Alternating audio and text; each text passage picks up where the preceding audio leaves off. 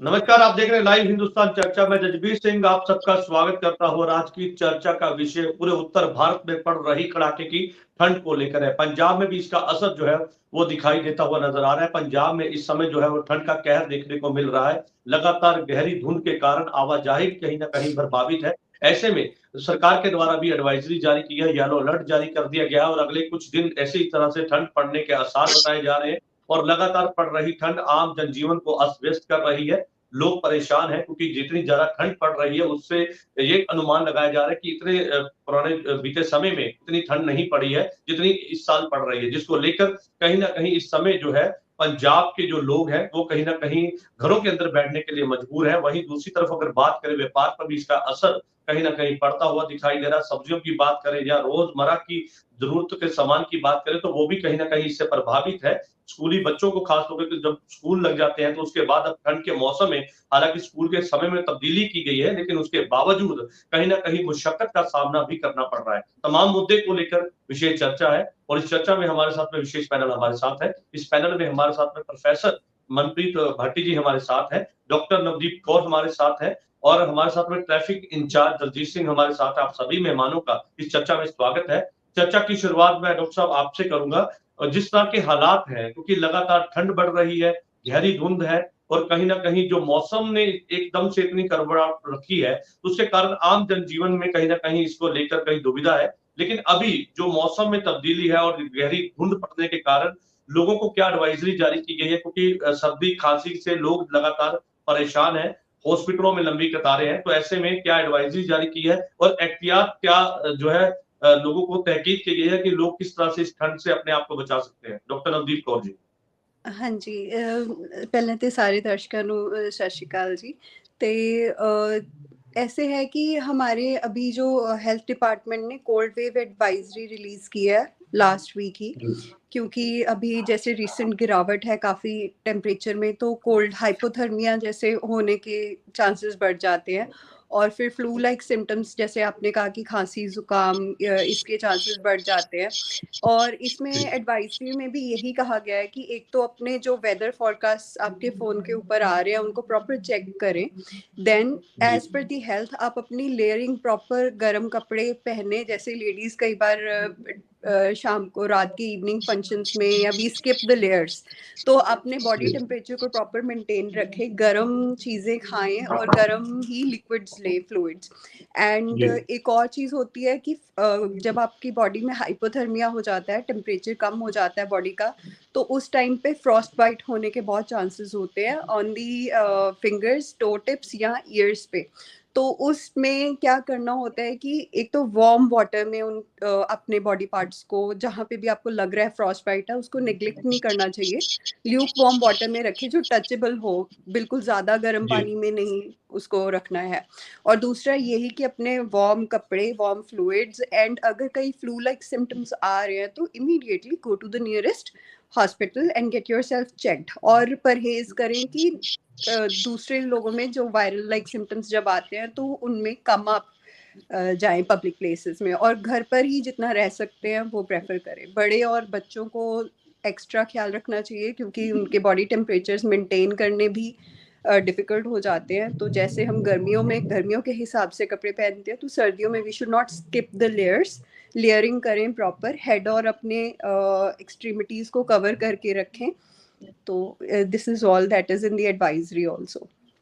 चलिए, बहुत अच्छी बात आपने बताई और एडवाइजरी के मुताबिक अगर लोग ध्यान रखेंगे तो हो सकता है कि लोग कम बीमार पड़े क्योंकि जिस तरह की ठंड पड़ रही है उसके कारण कई लोग जो है लगातार बीमार पड़ रहे हैं। ऐसी शिकायतें लगातार मिल रही हैं कि लोगों को सांस लेने में दिक्कत हो रही है क्योंकि जब सुबह की मॉर्निंग वॉक पे वो जाते हैं तो कहीं ना कहीं जो हालात इस समय बने हुए हैं वो जो है वो उनके अनुकूल नहीं है, जिसके चलते लोगों को सांस लेने में दिक्कत होती है। हमारे साथ में प्रोफेसर मनप्रीत जी हमारे साथ है। जी। प्रोफेसर क्या कहेंगे मनप्रीत जी, जिस तरह के जो हालात अभी देखने को मिल रहे हैं, पहले तो बहुत सालों के बाद ऐसे हालात पैदा हुए हैं, लेकिन ऐसे में मौसम विभाग की अगर बात करें क्योंकि मौसम विभाग लगातार एडवाइजरी जारी कर रहा है, येलो अलर्ट जारी कर दिया गया और ये कहा जा रहा है कि 10 तारीख तक इसी तरह के हालात रहेंगे। तो ऐसे में क्या एडवाइजरी है, लोगों को क्या तहकीक करेंगे और जिस तरह के हालात हैं उनसे बचने के लिए लोगों को क्या जो है वो कहेंगे कि लोग कैसे अपने आप को बचा सकते हैं? क्योंकि एक तरफ त्योहारों का भी सीजन है लेकिन ऐसे में लगातार पड़ रहा कोड़ा और जो ठंड है वो लगातार लोगों की मुसीबत बढ़ा रहा है।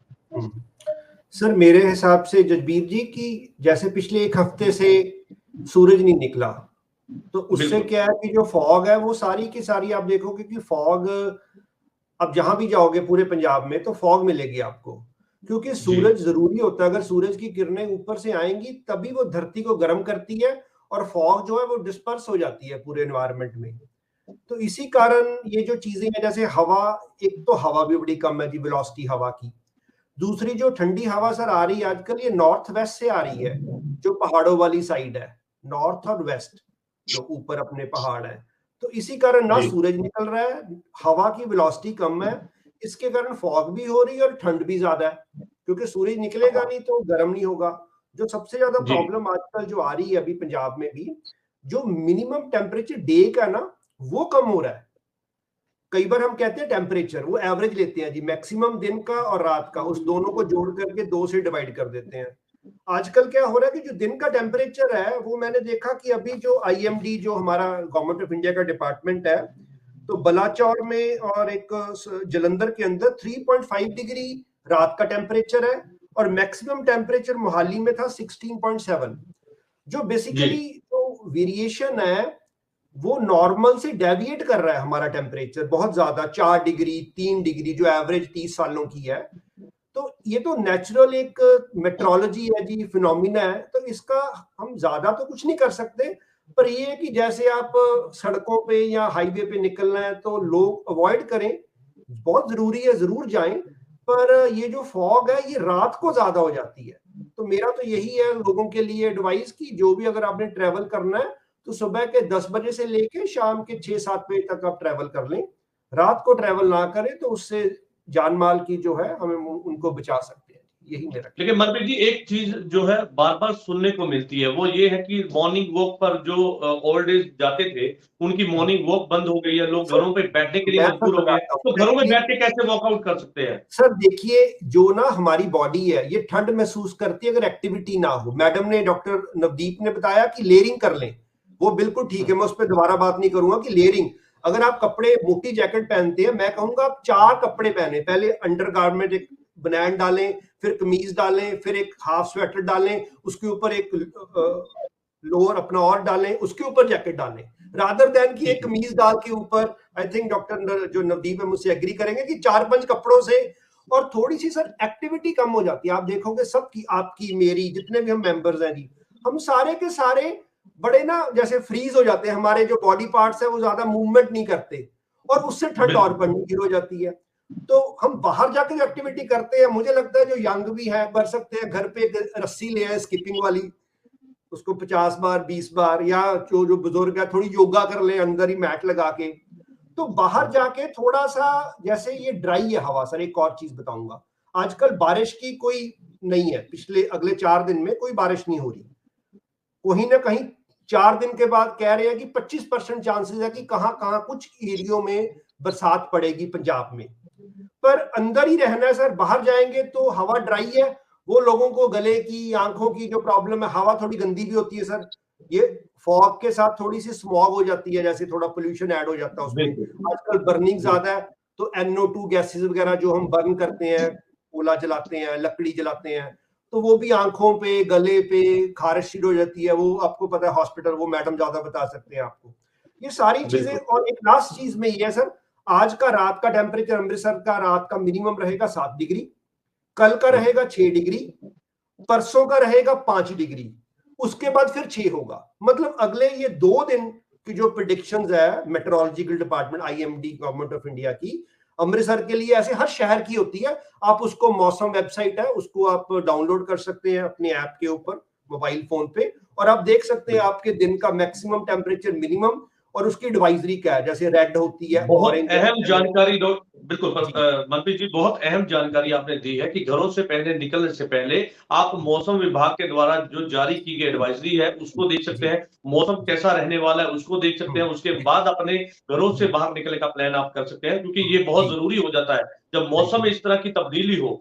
तो आपकी प्लानिंग भी कहीं ना कहीं स्ट्रांग होनी चाहिए ताकि आप अपने आप को बचाए, अपनी फैमिली को सुरक्षित रख सके। हमारे साथ में ट्रैफिक इंचार्ज जो है दलजीत जी हमारे साथ है। दलजीत जी क्या कहेंगे, क्योंकि यहाँ पर बात आज इस बात को लेकर नहीं है कि मौसम ने करवट ली है, तापमान में गिरावट हुई है, ठंड पहले भी होती आई है, लेकिन ऐसे में लोग जो है उनको अवेयरनेस करना वो सबसे अहम हमारी जिम्मेदारी बन जाती है। क्योंकि जब ठंड फॉग की हम बात करते हैं, क्योंकि ट्रैफिक आप संभालते हैं, तो ट्रैफिक व्यवस्था कहीं ना कहीं ऐसे में चिलमिला जाती है। जब फॉग पड़ती है तो लोग ट्रैफिक के नियमों की पालना नहीं करते, और हाईवे पर अगर देखा जाता तो एक्सीडेंट के केसेस सामने आते हैं। तो उसको देखते हुए आपके द्वारा क्या इंतजाम किए गए हैं, लोगों को क्या एडवाइजरी जारी की है कि लोग जो है वो कैसे अपनी जो है वाहन चलाते हुए किन किन चीजों का ध्यान रखें और कैसे अपने आप को सुरक्षित रखें?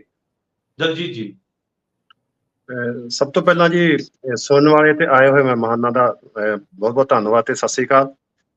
ਜਿਸ ਤਰ੍ਹਾਂ ਕਿ ਪਹਿਲੇ ਜੋ ਵੀ ਸਾਡੀ ਐਡਵਾਈਜ਼ਰੀ ਹੁੰਦੀ ਸੀ ਮੌਸਮ ਵਿਭਾਗ ਦੀ ਆਉਂਦੀ ਸੀਗੀ, ਉਹਦੇ ਵਿੱਚ ਸਾਨੂੰ ਉਹਦੀਆਂ ਸੈਕਸ਼ਨਾਂ ਜਿਹੜੀਆਂ ਸੀਗੀਆਂ ਉਹ ਅਸੀਂ ਹਰੇਕ ਡਿਪਾਰਟਮੈਂਟ ਦੇ ਵਿੱਚ ਹੀ ਲਾਗੂ ਕਰਦੇ ਸੀਗੇ। ਜਿਸ ਤਰ੍ਹਾਂ ਕਿ ਫੌਗ ਦਾ ਮੌਸਮ ਹੈ, ਜਿਸ ਤਰ੍ਹਾਂ ਧੁੰਦ ਬਹੁਤ ਜ਼ਿਆਦਾ ਪੈ ਰਹੀ ਹੈ, ਤੇ ਧੁੰਦ ਦੇ ਵਿੱਚ ਕੀ ਹੋ ਰਿਹਾ ਕਿ ਜਿਹੜੀ ਸਾਡੀ ਅੱਗੇ ਵਿਜ਼ਿਬਿਲਟੀ ਆ ਉਹ ਜ਼ੀਰੋ ਹੋ ਜਾਂਦੀ ਹੈ, ਤੇ ਉਹਦੇ ਨਾਲ ਅਗਲਾ ਆਉਣ ਵਾਲਾ ਵਹੀਕਲ ਨਹੀਂ ਦਿਖਦਾ, ਜਿਹਦੇ ਨਾਲ ਕਿ ਐਕਸੀਡੈਂਟ ਹੋਣ ਦੇ ਚਾਂਸਸ ਜ਼ਿਆਦਾ ਹੋ ਜਾਂਦੇ। ਲੋਕ ਕਾਹਲੀ ਵਿੱਚ ਕੀ ਕਰਦੇ ਆ, ਫੌਗ ਦੇ ਵਿੱਚ ਅੱਗੇ ਨਿਕਲਣ ਦੀ ਕੋਸ਼ਿਸ਼ ਕਰਦੇ, ਅੱਗੋਂ ਆ ਰਿਹਾ ਵਹੀਕਲ ਜਿਹੜਾ ਉਹ ਨਜ਼ਰ ਨਹੀਂ ਆਉਂਦਾ, ਉਹਦੇ ਨਾਲ ਐਕਸੀਡੈਂਟ ਹੋਣ ਦੇ ਜ਼ਿਆਦਾ ਚਾਂਸਸ ਹੋ ਜਾਂਦੇ ਆ।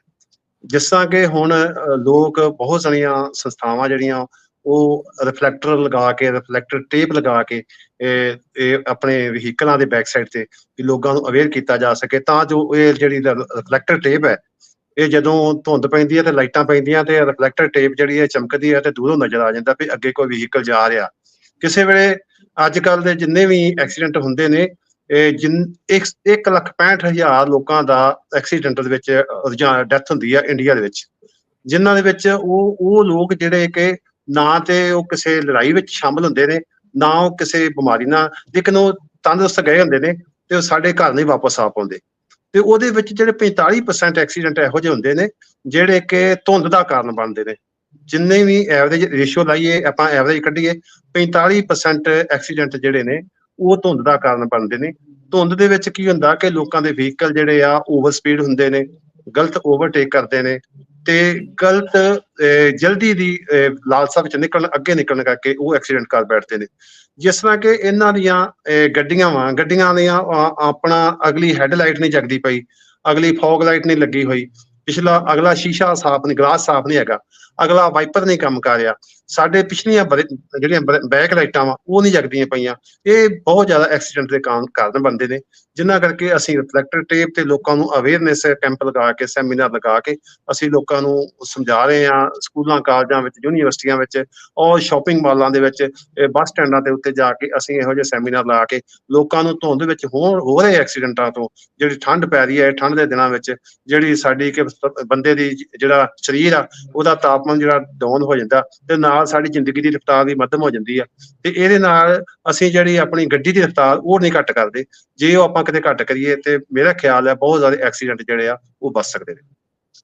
बिल्कुल दिलजीत जी, जैसे आपने बताया कि किस तरह के जो है एहतियात अपना ध्यान रखना होगा वाहन चलाते हुए, लेकिन यहाँ पर आपके साथ जुड़ा हुआ एक सवाल है, क्योंकि आप भी इंसान हैं और रोजमर्रा की तरह आप भी अपनी ड्यूटी निभाते हैं, लेकिन ठंड के मौसम में ट्रैफिक के जो नियमों की पालना करवाने के लिए जितने भी ट्रैफिक पुलिस के जो कर्मी है वो यहाँ पर खड़े किए जाते हैं, तो उनको ठंड से बचने के लिए क्या प्रबंध है? क्योंकि ये भी एक अहम सवाल हो जाता है कि आप लोगों को बचाने का काम करते हैं, लेकिन आपकी सुरक्षा और आपकी ठंड से बचने के लिए आपके लिए क्या प्रबंध जो है वो सरकार या आपके डिपार्टमेंट के द्वारा किए गए? ਜੀ ਡੀਜੀਪੀ ਸਾਹਿਬ ਵੱਲੋਂ, ਪੰਜਾਬ ਸਰਕਾਰ ਵੱਲੋਂ ਸਾਨੂੰ ਜਿਹੜੀਆਂ ਬਹੁਤ ਗਰਮ ਸੌਕਸ ਆ ਉਹ ਦਿੱਤੀਆਂ ਗਈਆਂ, ਔਰ ਨਾਲ ਜਿਹੜੀਆਂ ਗਰਮ ਜੈਕਟਾਂ ਉਹ ਕਾਫੀ ਕੋਸਟਲੀ ਹੁੰਦੀਆਂ ਨੇ ਉਹ ਦਿੱਤੀਆਂ ਗਈਆਂ ਠੰਡ ਤੋਂ ਬਚਣ ਕਰਕੇ। ਬਹੁਤ ਜ਼ਿਆਦਾ ਪਿਛਲੇ ਦਿਨਾਂ 'ਚ ਤੁਸੀਂ ਦੇਖਿਆ ਹੋਵੇਗਾ ਗਰਮੀ ਨਾਲ ਬਹੁਤ ਸਾਰੇ ਸਾਡੇ ਮੁਲਾਜ਼ਮਾਂ ਦਾ ਨੁਕਸਾਨ ਹੋਇਆ, ਜਾਂ ਉਹਨਾਂ ਦੀ BP ਵਧਣ ਨਾਲ, ਜਾਂ ਕੋਈ ਇਹੋ ਜਿਹੀ ਬਿਮਾਰੀ ਸ਼ੂਗਰ ਵਧਣ ਨਾਲ, ਤੇ ਉਹਨਾਂ ਠੰਡ ਦਾ ਆਉਂਦਿਆਂ ਪ੍ਰਬੰਧ ਕਰ ਦਿੱਤਾ ਤਾਂ ਜੋ ਜਿਹੜੇ ਮੁਲਾਜ਼ਮ ਨੇ ਜਿਹੜੇ ਬਿਮਾਰ ਨਾ ਹੋ ਸਕਣ। ਠੰਡ ਦੇ ਵਿੱਚ ਜਿਹੜੀ ਸਰਦੀ ਲੱਗ ਜਾਵੇ ਤੇ ਬੁਖਾਰ ਚੜ ਜਾਂਦਾ, ਕੋਲਡ ਹੋ ਜਾਂਦਾ, ਉਹ ਗਲਾ ਰੁਕ ਜਾਂਦਾ। ਇਹਦੇ ਨਾਲ ਜਿਹੜੇ ਪਹਿਲਾਂ ਹੀ ਜਿਹੜੇ ਸਰਕਾਰ ਨੇ ਤੇ ਪੁਲਿਸ ਪ੍ਰਸ਼ਾਸਨ ਨੇ ਇਹ ਪ੍ਰਬੰਧ ਕੀਤੇ ਹੋਏ ਆ ਕਿ ਇਹਨਾਂ ਨੂੰ ਗਰਮ ਜਿਹੜੀਆਂ ਸੌਕਸ ਵਗੈਰਾ ਤੇ ਗਰਮ ਜਿਹੜੇ ਆਪਣੇ ਜਿਹੜੀ ਜੈਕਟਾਂ ਉਹ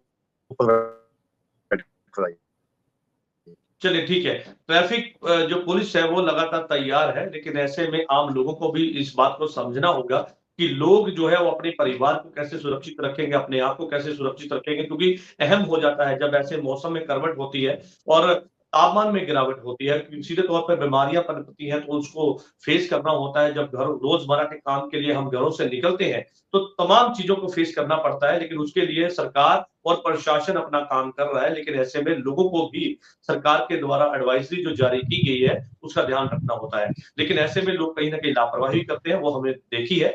डॉक्टर नवदीप जी हमारे साथ है। डॉक्टर साहब, एक सवाल है, क्योंकि जब भी कोई छोटी मोटी बीमारी होती है तो लोग अपने मेडिकल स्टोर पर भागते हैं और ये नहीं देखते हैं कि वो डॉक्टर जिसके पास से वो मेडिकल स्टोर से वो दवा ले रहे हैं, वो उसकी क्वालिफिकेशन क्या है, उसको इसकी कितनी समझ है।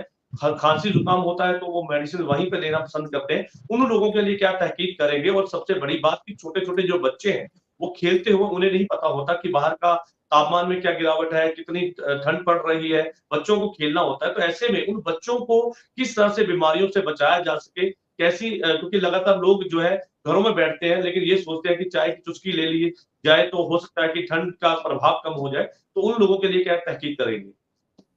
आपने जो पॉइंट पहला रेज किया वो बहुत ही इम्पोर्टेंट है कि खुद से डॉक्टर नहीं बनना है, क्योंकि ज्यादातर फार्मासिस्ट हैं या फार्मास्यूटिकल शॉप्स हैं, वो एंटीबायोटिक्स दे देते हैं कफ और कोल्ड में, जो कई बार हमारी बॉडी की एंटीबायोटिक रेजिस्टेंस कॉज कर देता है अगर वो अननेसेसरी किया जाए, क्योंकि हमें नहीं पता इट इज अ बैक्टीरियल। दो तरह की इन्फेक्शन हो जाती है, बैक्टीरियल हो जाती है तो एंटीबायोटिक देना है, और वायरल भी होता है तो वायरल में you can't give an antibiotic. और अगर कोई ऐसे जाके एंटीबायोटिक्स ले लेता है, जैसे उनका तो प्रॉपर उन्होंने अपना बनाया होता है कि अच्छा कफ है तो ये 3 4 5 आप गोलियां ये वाली ले लो, या कफ सिरप ले लो, या वो देखते नहीं है, उनको नहीं पता, वो चेक नहीं करवाते, टेस्ट नहीं करवाते जो जरूरी होते हैं। तो दैट वे आप अपनी बॉडी की इम्यूनिटी खुद कम करते हैं अगर आप किसी से भी ऐसे ही जाके मेडिसिन लेते हैं। तो doctor who is qualified knows कि आपको वायरल के सिम्टम्स हैं या बैक्टीरियल सिम्टम्स हैं, आपकी कफ ड्राई है,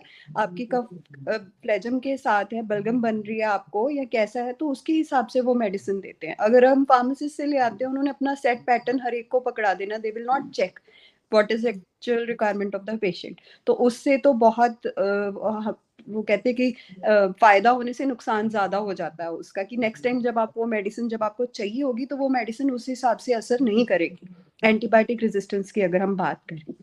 सेकंड आपने कहा कि बच्चों का, तो बच्चों के पेरेंट्स को ये देखना चाहिए कि जब आपका बच्चा जा रहा है वो प्रॉपर कवर्ड हो, उसका हेड कवर्ड होना चाहिए, फीट में वार्म सॉक्स हो, उसने वार्मर पहना हो, और वो गीली जगह में जाके तो नहीं खेल रहा है। जैसे पार्क में चले जाते हैं तो वो गीला होता है, राइट, कई बार उस पे जैसे अभी कोहरा पड़ रहा है या सुबह त्रेल पड़ी हुई है, तो वो हम देखें कि वो गीली जगह पे ना खेले, उनका एरिया क्लीन हो जहाँ पे वो खेल रहे हैं, वेट ना हो। अगर बच्चा बाहर से खेल के आया तो चेक करें कि उसके कपड़े गीले तो नहीं हुए किसी तरफ से, और उसको फटाफट चेंज कर दे और कुछ वार्म पीने के लिए दे।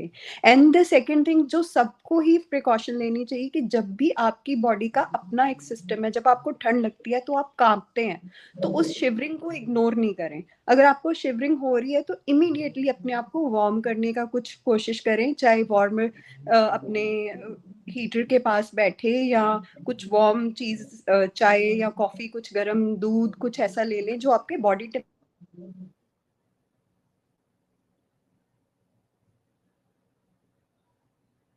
डॉक्टर साहब, आपका माइक जो है वो अनम्यूट कर लीजिए। जी, Am I audible now? Sorry, I got a call. तो उसमें यही है कि आप अपने बॉडी के सिग्नल को फॉलो करें। अगर शिवरिंग हो रही है तो उसको इग्नोर नहीं करें। आप अगर किसी फंक्शन में भी हैं जहां आपने ज्यादा कपड़े नहीं पहने बट आपको शिवरिंग होनी शुरू हो गई है, तो immediately cover yourself with a shawl और समथिंग, और किसी वार्म जगह पे बैठे। Then the third thing which is very important is कि इन दिनों में कई बार जो लो सोशियो इकोनॉमिक्स में आ जाते हैं तो वो सिगड़ी या फिर कोला कमरे में जला के रख लेते हैं, और कमरा अगर बंद कर देंगे तो फिर रात को there is very high chance कि वहां पे कार्बन मोनोऑक्साइड बन जाती है। इस तरह के हालात अभी डॉक्टर नवदीप जी ने बताया कि जब कोयला जला लेते हैं तो कई मौतें हमने देखी ऐसे में, तो उससे भी बचना है। लेकिन लापरवाही, सीधे तौर पे कहें तो लापरवाही करने से बचना है, क्योंकि अगर आपने आपको सुरक्षित रखना है तो आपको जो है ध्यान रखना होगा, क्योंकि बदलते मौसम के साथ कई तरह की जो बीमारियां हैं वो भी पैदा हुई है उनसे बचने के लिए, क्योंकि हमने कोविड का समय झेल लिया है और लंबा समय हमने कोविड के साथ फाइट की है। तो कई तरह की जब हम ऐसी फाइट करते हैं तो हमें कई ऐसी चीजें सीखने को मिली है कि हम कैसे अपने आप को इन बीमारियों से बचा सकते हैं। लेकिन सवाल यहाँ पर ये है कि जब ठंड पड़ती है, रोजमर्रा के काम जैसे सब्जी के जो विक्रेता है वो सुबह-सुबह निकलते हैं अपने रोजमर्रा के काम के लिए, क्योंकि जब वो सब्जी लेके आएँगे तभी हमारे घरों तक जो है वो सब्जी पहुँचेगी। दूध वाले की बात करें तो उसी तरह से वो भी अर्ली मॉर्निंग जो है वो निकलते हैं। तो आपको क्या लगता है उनको कैसे सेफ रखा जा सकता है? क्योंकि ठंड के मौसम में वो भी अपना काम करने के लिए जाते हैं, लेकिन हमारे लिए वो काम करते हैं। तो उनको कैसे इस ठंड से बचाया जा सके, और जो जिस तरह से फोक और लगातार जो बढ़ रही ठंड है, वो कहीं न कहीं उनकी भी मुसीबतें बढ़ाती है। तो ऐसे में आप उनके लिए क्या कहेंगे सर? सर देखिए, अब दो पॉइंट्स होते हैं। एक तो है जी जैसे फॉग से विजिबिलिटी, दिन के टाइम जी। विजिबिलिटी जैसे आज की अमृतसर में 2 किलोमीटर है, ये रात को जी। कम हो जाती है। तो वो रात को जब जिस टाइम हनेरा होना शुरू होता है उस टाइम, या सुबह जब सूरज नहीं निकला होता 7:30 से पहले, तो थोड़ा सा अपना काम लेट कर लें। ये मेरी एडवाइस है उनकी अपनी जान माल की सेफ्टी के लिए। दूसरी चीज है कि जो लोग ये निकलते हैं, जैसे सुबह किसी ने मंडी में जाना है या कुछ करना है, तो जो हमें ठंड लगती है वो बॉडी से कोई चीज जो टच, जैसे हवा टच करती है उससे हवा वो हमारी ठंड लगती है बॉडी को। तो उससे जो लेयर है, मतलब किसी भी चीज को, चाहे वो कान है या माथा है आपका या गला है, इसको आप बिल्कुल एक्सपोज ना करें। कोई चीज मफलर बांधे, यहाँ वो ग्लव्स डालें। और दूसरी चीज है कि बहुत जैसे गर्मी करके हीटर लगाते हैं कुछ लोग, जो आजकल गलती जी। होती है, वो हीटर कन्वेक्शन लगा के, ब्लोअर लगा के गर्म कमरा करते हैं, फिर बाहर चले जाते हैं। ये तो बिल्कुल ही बीमारी का घर है जी मेरे हिसाब से। वैसे डॉक्टर नवदीप बैठे हैं, पर अगर आप बिल्कुल कमरा गर्म करोगे, बाहर बहुत ज्यादा ठंड होगी, अंदर कमरा आप टेम्परेचर कर लीजिए 20 डिग्री 22 डिग्री, और बाहर टेम्परेचर अभी जैसे 9 डिग्री है, तो 15 डिग्री अगर इतना फर्क आप कर लेंगे 10-12 डिग्री का कमरे से और बाहर से, तो मुझे लगता है कि वो करने के बजाय आप कोई पानी की बोतल गर्म करके अपने पास रख लें, या कपड़े जी। 2 जुराबें डाल लें। तो मुझे लगता है जो भी जो लोग बाहर काम करने जाते हैं, वो उसको ज्यादा गर्म हीटर से ना हो और कपड़े पहन के बाहर जाएं, और रात के टाइम जो है जब हनेरा होता है तो वो अवॉइड करें। मुझे लगता है इससे लोगों की जो जान माल है वो हमें, क्योंकि वो 2 व्हीलर्स पे होते हैं तो वो भी एक बड़ा इशू है। दिखता तो है नहीं, विजिबिलिटी रात को तो 100 मीटर से भी कम है, और लोग कई बार तेज चलाते हैं, तो वो ट्रैफिक पुलिस का भी है। तो मुझे लगता है ये सारी चीजें करने से हम, मतलब यहाँ पे ये कुछ दिन है, 2-4 दिन के बाद ये चीजें हो सकता है, लोहड़ी के बाद ये चीजें ठीक हो जाती हैं, आपको भी पता है। थोड़ा सा सूरज निकलेगा, ये सारी की सारी फॉग जो अपलिफ्ट हो जाएगी, और जो हवा हमारी नॉर्थ वेस्ट से आ रही है, अगर थोड़ी सी भी हवा और नीचे से आ गई साउथ साइड से, तो ये सारी जो ठंड है ये खत्म हो जाएगी। तो लोहड़ी तक बिल्कुल आने वाले दिनों में, बिल्कुल आपकी हाँ, बात से मैं सहमत हूँ कि आने वाले दिनों में मौसम साफ होगा, धूप जी, खिलेगी, तो कई जी, तरह जो कोई ठंड, उस समय ठंड का प्रकोप भी कम हो जाएगा। लेकिन ऐसे हाँ, में हाँ, सवाल भी बरकरार है, क्योंकि जिस तरह का मौसम ने करवट ली है, तापमान में गिरावट है और लगातार कोहरा जो है वो बढ़ता जा रहा है। तो ऐसे में कई तरह की मुसीबतें भी हमारे साथ जो है हम फेस कर रहे हैं, रोजमर्रा के काम करते हैं, लेकिन ऐसे में लोग भी कहीं ना कहीं परेशान हैं। और वाहनों की अगर बात करें, क्योंकि हर एक आदमी के पास इस समय वाहन है, जब भी घर के बाहर जाते हैं तो वाहन का इस्तेमाल करते हैं, लेकिन उस समय जब फोक ज्यादा हो और ठंड के मौसम में हर एक को आदमी को जल्दी है कि अपने घर में पहुंचे, उस जल्दी के चक्कर में कहीं ना कहीं नुकसान भी झेलना पड़ता है। हमारे साथ में ट्रैफिक इंचार्ज दलजीत जी हमारे साथ है। दलजीत जी, यहाँ पर आपके द्वारा एडवाइजरी तो जारी की गई है, लेकिन जैसे ठंड का मौसम है और पूरा कवर करके, जैसे डॉक्टर साहब ने बताया और मंत्री जी ने भी बताया कि पूरा कवर करके अपने घरों से निकले, तो ऐसे में क्या आप लोगों को ये समझा रहे हैं कि हेलमेट का इस्तेमाल कीजिए? क्योंकि जिन्होंने पगड़ी बांधी है उनके लिए तो कोई दिक्कत नहीं है, लेकिन ऐसे में जो कटिंग जो है, तो उनके लिए आपने उस पर ध्यान दिया है कि लोग जो है पूरा कवर करें अपने आप को और हेलमेट का इस्तेमाल करें, ताकि किसी तरह से उनको ठंड से बचाया जा सके। और उसके साथ जैसे आपने बताया कि आपने रिफ्लेक्टर की जो है लाइटिंग टेपिंग जो है वो आपने ट्रॉलियों पे लगाई, क्योंकि ज्यादातर हादसे जो है वो ट्रॉली और ट्रैक्टर से होते हैं हाईवे पर। तो उनको आपने किस तरह से अवेयरनेस उनके पास पहुंचाई कि आप कैसे अगर वाहन चला रहे हैं तो किन चीजों का ध्यान रखें? दलजीत जी। ਸਭ ਤੋਂ ਪਹਿਲਾਂ ਜੀ, ਜਿਸ ਤਰ੍ਹਾਂ ਕਿ ਅੱਜ ਕੱਲ ਹੈਲਮਟ ਪਾਉਣਾ ਜ਼ਰੂਰੀ ਹੈ, ਔਰ ਬੱਚੇ ਜਿਹੜੇ ਆ ਜਦੋਂ ਜਾਂਦੇ ਨੇ 2 ਵੀਲਰ ਦੇ ਉੱਤੇ, ਤੇ ਉਹ ਉਹਨਾਂ ਨੇ ਕੱਪੜਾ ਜਾਂ ਮਫਲਰ ਲਪੇਟਿਆ ਹੋਏਗਾ, ਜਿਸ ਤਰ੍ਹਾਂ ਡਾਕਟਰ ਸਾਹਿਬ ਨੇ ਕਿਹਾ ਕਿ ਜਿਹੜੇ ਕੱਪੜਾ ਲਪੇਟਿਆ ਹੋਏਗਾ ਤੇ ਸਰੀਰ ਦੇ ਉੱਤੇ ਸਰਦੀ ਨਹੀਂ ਲੱਗਦੀ। ਇਹਦੇ ਨਾਲ ਇੱਕ ਹੋਰ ਅਹਿਮ ਜਿਹੜਾ ਸਭ ਤੋਂ ਵੱਡੀ ਗੱਲ ਹੈ ਕਿ ਜੇ ਮਫਲਰ ਜਾਂ ਕੱਪੜਾ ਜਾਂ ਹੈਲਮਟ ਪਾਇਆ ਹੋਇਆ ਨਾ, ਇਹਦੇ ਨਾਲ ਜਿਹੜੇ ਬੱਚੇ ਚਾਈਨਾ ਡੋਰ ਉਡਾ ਰਹੇ ਨੇ, ਚਾਈਨਾ ਡੋਰ ਨਾਲ ਗੁੱਡੀ ਉਡਾ ਰਹੇ ਨੇ, ਉਹ ਜਿਹੜੀ ਆ ਨਾ ਉਹ ਐਲੀਵੇਟਡ ਰੋਡ ਦੇ ਉੱਪਰ ਜ਼ਿਆਦਾ ਡਿੱਗਦੀ ਆ ਤੇ ਉਹਦੇ ਨਾਲ ਕੀ ਬਹੁਤ ਸਾਰੇ ਹਾਦਸੇ ਹੋ ਜਾਂਦੇ ਨੇ। ਕੱਲ ਇੱਕ ਅਲਫਾਵਨ ਦੇ ਸਾਹਮਣੇ ਇੱਕ ਬੱਚਾ ਸੀਗਾ, ਉਹਦੇ 10 ਟੰਕੇ ਲੱਗੇ, ਉਹਦਾ ਗਲਾ ਕੱਟਿਆ ਗਿਆ। ਪਰਮਾਤਮਾ ਨੇ ਉਹਨੂੰ ਬਚਾ ਲਿਆ, ਲੇਕਿਨ ਫਿਰ ਵੀ ਉਹਦੇ ਮਾਪਿਓ ਜਾਂ ਉਹ ਬੱਚੇ ਨੇ ਜੋ ਦਰਦ ਹੰਡਾਇਆ ਜਾਂ ਕਿਸੇ ਨੇ ਵੇਖਿਆ, ਉਹ ਬੰਦੇ ਉਹੀ ਉਹਨੂੰ ਬਿਆਨ ਕਰ ਸਕਦਾ। ਮਫਲਰ ਲਪੇਟਣ ਨਾਲ ਇੱਕ ਠੰਡ ਤੋਂ ਬਚਾਅ ਹੁੰਦਾ, ਇੱਕ ਬਾਅਦ ਦੇ ਡੋਰ ਤੋਂ ਉਤੋਂ ਬਚਾਅ ਹੁੰਦਾ। ਇਹਦੇ ਨਾਲ ਹੋਰ ਜਿਹੜੇ ਹੈਲਮਟ ਹੈ, ਹੈਲਮਟ ਇੱਕ ਐਸੀ ਚੀਜ਼ ਹੈ ਜਿਹੜੀ ਕਿ ਬਾਡੀ ਦੇ ਸਾਰੇ ਪਾਰਟ, ਕੋਈ ਲੱਤ ਬਾਂਹ ਦੀ ਫ੍ਰੈਕਚਰ ਹੋ ਜਾਏਗਾ, ਕਿਸੇ ਦੇ ਬਾਂਹ ਤੋਂ ਹੱਥ ਤੋਂ ਹੱਡੀ ਟੁੱਟ ਜਾਏਗੀ ਤੇ ਉਹਦੇ ਨਾਲ ਕੀ ਹੁੰਦਾ ਕਿ ਤੁਹਾਡੇ ਡੈਥ ਨਹੀਂ ਹੋ ਸਕਦੀ, ਡੈਥ ਦੇ ਚਾਂਸ ਬਹੁਤ ਘੱਟ ਹੈ। ਲੇਕਿਨ ਸਿਰ ਜਿਹੜਾ ਕਿ ਐਸੀ ਚੀਜ਼ ਹੈ ਜਿਹਦੇ ਉੱਤੇ ਹੈਲਮਟ ਨਹੀਂ ਪਾਇਆ ਤੇ ਉਹ ਥੱਲੇ ਵੱਜਿਆ ਜਾਂ ਕਿਸੇ ਨਾਲ ਟਕਰਾ ਗਿਆ ਤੇ ਉਹ ਹੈਲਮਟ ਸਾਨੂੰ ਪ੍ਰੋਟੈਕਟ ਕਰਦਾ, ਸਾਡੀ ਬਾਡੀ ਦਾ ਮੇਨ ਪਾਰਟ ਜਿਹੜਾ ਸਾਡਾ ਸਾਰੀਆਂ ਜਿਹੜੀਆਂ ਵੇਨਸ ਆ ਉਤੋਂ ਚੱਲਦੀਆਂ ਤੇ ਉਹਦੇ ਨਾਲ ਇਹ ਸਾਡਾ ਜਿਹੜਾ ਹੈਡ ਆ, ਹੈਡ ਤੋਂ ਮੇਨ ਇੰਜਰੀ ਜਿਹੜੀ ਆ, ਕਿਸੇ ਨੂੰ ਪੈਰਾਲਾਈਜ਼ ਹੋ ਜਾਂਦਾ, ਕੋਈ ਕੋਮਾ ਚਲਾ ਜਾਂਦਾ ਤੇ ਕਈਆਂ ਦੇ ਸੁਣਨ ਦੀ ਸ਼ਕਤੀ ਖਤਮ ਹੋ ਜਾਂਦੀ ਆ, ਕਈਆਂ ਦੀ ਅੱਖਾਂ ਦੀ ਲਾਈਟ ਚਲੀ ਜਾਂਦੀ ਆ, ਕਈ ਬੋਲਣ ਤੋਂ ਅਸਮਰਥ ਹੋ ਜਾਂਦੇ ਨੇ। ਹੈਲਮਟ ਇੱਕ ਐਸੀ ਚੀਜ਼ ਹੈ ਜਿਹੜਾ ਨਾਲ ਤੁਹਾਡੇ ਸਿਰ ਦੀ ਸੇਫਟੀ ਤੇ ਕਰਦਾ ਹੀ ਕਰਦਾ, ਨਾਲ ਇਹ ਬਾਹਰੀ ਚੀਜ਼ਾਂ ਵਾ, ਇੱਕ ਠੰਡ ਤੋਂ ਬਚਾਅ ਕਰਦਾ, ਇੱਕ ਬਾਹਰ ਦੀ ਡੋਰ ਤੋਂ ਬਚਾਅ ਕਰਦਾ। ਤੇ ਆ ਤੁਸੀਂ ਪਿੱਛੇ ਦੇਖਿਆ ਹੋਣਾ, ਇੱਕ ਟਰਾਲੀ ਥੱਲੇ ਇੱਕ ਆਪਣੇ ਐਕਟਿਵਾ ਸਵਾਰ ਆ ਗਿਆ ਸੀਗਾ ਤੇ ਉਹ ਜਦੋਂ ਟਰਾਲੀ ਦਾ ਟਾਇਰ ਉਹਦੇ ਸਿਰ ਦੇ ਉੱਤੋਂ ਲੰਘ ਗਿਆ ਤੇ ਫਿਰ ਉੱਠ ਕੇ ਖੜਾ ਹੋ ਗਿਆ। ਹੈਲਮਟ ISI ਮਾਰਕਾ ਜਿਹੜਾ ਇਹ ਜ਼ਰੂਰੀ ਆ, ਅਸੀਂ ਜਿਹਨੇ ਵੀ ਸੈਮੀਨਾਰ ਲਗਾਉਂਦੇ ਆ ਉਹਨਾਂ ਦੇ ਵਿੱਚ ਇਹ ਦੇਖਿਆ ਗਿਆ ਕਿ ਬਹੁਤ ਸਾਰੇ ਲੋਕ ਜਿਹੜੇ ਆ ਉਹ ਕੀ ਕਰਦੇ ਆ, ਉਹ ਹੈਲਮਟ ਜਿਹੜੇ ਆ ਉਹ ਬਾਂਹ ਦੇ ਵਿੱਚ ਪਾਇਆ ਹੁੰਦਾ ਜਾਂ ਉਹਨਾਂ ਪਿੱਛੇ ਆਪਣੀ ਮਿਸੇਜ ਨੂੰ ਫੜਾਇਆ ਹੁੰਦਾ ਕਿ ਜਦੋਂ ਪੁਲਿਸ ਦਾ ਨਾਕਾ ਦੇਖੇਗਾ ਨਾ ਤੇ ਤੁਸੀਂ ਮੇਰੇ ਹੈਲਮਟ ਜਿਹੜਾ ਮੈਨੂੰ ਫੜਾ ਦੇਣਾ ਜਾਂ ਮੈਂ ਸਿਰ ਤੇ ਪਾ ਲਾਂਗਾ। ਉਹ ਹੈਲਮਟ ਪਾਉਂਦਿਆਂ ਉਹਦਾ ਐਕਸੀਡੈਂਟ ਹੋ ਜਾਂਦਾ। ਤੇ ਇਹ ਇੱਕ ਕੀ ਆ ਕਿ ਪਿੱਛੇ ਜੇ ਇੱਕ ਐਕਸੀਡੈਂਟ ਹੋਇਆ ਸੀ, ਉਹ ਜਿਹੜੀ ਉਹਦੀ ਮਿਸੇਜ ਸੀਗੀ ਉਹ ਹੈਲਮਟ ਪਾਉਣ ਲੱਗੀ ਤੇ ਉਹ ਹੈਲਮਟ ਪੁੱਠਾ ਪਾਤਾ, ਉਹ ਅੱਖਾਂ ਅੱਗੇ ਆ ਗਿਆ ਤੇ ਉਹਦੇ ਨਾਲ ਉਹ ਜਿਹੜਾ ਬੰਦਾ ਸੀ, ਜਿਹੜਾ ਨਾਕੇ ਤੇ ਮੁਲਾਜ਼ਮ ਖੜੇ ਸੀ, ਉਹਨਾਂ ਵਿੱਚ ਆ ਕੇ ਵੱਜਿਆ। ਹੈਲਮਟ ਪੁਲਿਸ ਵਾਸਤੇ ਨਾ ਪਾਓ, ਤੁਸੀਂ ਆਪਣੇ ਵਾਸਤੇ ਪਾਓ। ਪੁਲਿਸ ਨੂੰ ਧੋਖਾ ਨਹੀਂ, ਆਪਣੇ ਆਪ ਨੂੰ ਧੋਖਾ ਦੇ ਰਹੇ ਆ। ਜੇ ਹੈਲਮਟ ਹੈ ਜਾਂ ਹੋਰ ਸੇਫਟੀ ਬੈਲਟ ਹੈ ਜਿਹੜੀ ਗੱਡੀ ਦੇ ਵਿੱਚ ਲੱਗਦੀ ਸੀਟ ਬੈਲਟ ਹੈ, ਜੇ ਉਹ ਸੀਟ ਬੈਲਟ ਹੈ, ਸੀਟ ਬੈਲਟ ਇੱਕ ਐਸੀ ਚੀਜ਼ ਹੈ ਜਿਹੜੀ ਤੁਹਾਡੀ ਬਾਡੀ ਨੂੰ ਪ੍ਰੋਟੈਕਟ ਕਰਦੀ ਹੈ। ਇਹ ਜਿੰਨੀ ਸਪੀਡ ਗੱਡੀ ਦੀ ਹੁੰਦੀ ਆ ਤੇ ਜੇ ਇਹ ਗੱਡੀ ਕਿਸੇ ਨਾਲ ਟਕਰਾਉਂਦੀ ਆ, ਹਿੱਟ ਕਰਦੀ ਆ ਤੇ ਉਹ 에ਅਰ ਬੈਗ ਖੁੱਲਦੇ ਆ। 에ਅਰ ਬੈਗ ਜਿਹੜੇ ਆ ਸਾਡੀ ਬਾਡੀ ਨੂੰ ਪ੍ਰੋਟੈਕਟ ਕਰਦੇ ਆ, ਉਹ ਜਿਹੜੇ ਸਿਰ ਵਿੱਚ ਇੰਜਰੀ ਆ ਉਹਨੂੰ ਹੋਣ ਤੋਂ ਬਚਾਉਂਦੇ ਆ। ਜਿਸ ਤਰ੍ਹਾਂ ਕਿ ਜਸਪਾਲ ਭੱਟੀ ਜੀ ਪਿੱਛੇ ਡੈਥ ਹੋਈ ਸੀਗੀ, ਉਹਨਾਂ ਦੀ ਸੀਟ ਬੈਲਟ ਜਿਹੜੀ ਸੀਗੀ ਉਹਨਾਂ ਦੇ ਬੇਟੇ ਨੇ ਤੇ ਉਹਨਾਂ ਦੀ ਨੂੰਹ ਰਾਣੀ ਨੇ ਸੀਟ ਬੈਲਟ ਲਗਾਈ ਸੀਗੀ। ਜਸਪਾਲ ਭੱਟੀ ਤੇ ਉਹਨਾਂ ਦੇ ਦੋਸਤ ਪਿੱਛੇ ਬੈਠੇ ਸੀਗੇ, ਲੇਕਿਨ ਬੜੀ ਮਹਿੰਗੀ ਗੱਡੀ ਸੀਗੀ, ਲੇਕਿਨ ਉਹ ਸੀਟ ਬੈਲਟ ਨਾ ਲਗਾਉਣ ਕਰਕੇ ਉਹਨਾਂ ਦੋਨਾਂ ਜਣਿਆਂ ਦੀ ਡੈਥ ਹੋਈ ਸੀਗੀ। ਇੱਕ ਬਾਬਾ ਜੀ ਸੀਗੇ ਨਿਰੰਕਾਰੀ ਬਾਬਾ ਜੀ, ਉਹਨਾਂ ਦੀ ਬਹੁਤ ਮਹਿੰਗੀ ਗੱਡੀ ਸੀ, ਬਾਹਰ ਦੀ ਫੋਰਨ ਕੰਟਰੀ ਵਿੱਚ ਉਹਨਾਂ ਦੀ ਡੈਥ ਜਿਹੜੀ ਸੀ ਸੀਟ ਬੈਲਟ ਨਾ ਲਗਾਉਣ ਕਰਕੇ ਹੋਈ ਸੀਗੀ। ਜਿਹੜੇ ਸਾਡੇ ਰੂਲਸ ਨੇ, ਜਿਹੜੇ ਸਾਡੀ ਐਡਵਾਈਜ਼ਰੀ ਦੇ ਸਾਡੇ ਡਿਪਾਰਟਮੈਂਟ ਦੇ ਰਿਹਾ, ਸਾਡਾ ਪ੍ਰਸ਼ਾਸਨ ਦੇ ਰਿਹਾ, ਮੌਸਮ ਵਿਭਾਗ ਦੇ ਰਿਹਾ, ਲੇਕਿਨ ਇਹ ਐਡਵਾਈਜ਼ਰੀ ਜਿਹੜੀ ਆ ਅਸੀਂ ਆਪਣੇ ਆਪ ਨੂੰ ਉਹਨੂੰ ਅਪਲਾਈ ਨਹੀਂ ਕਰਦੇ।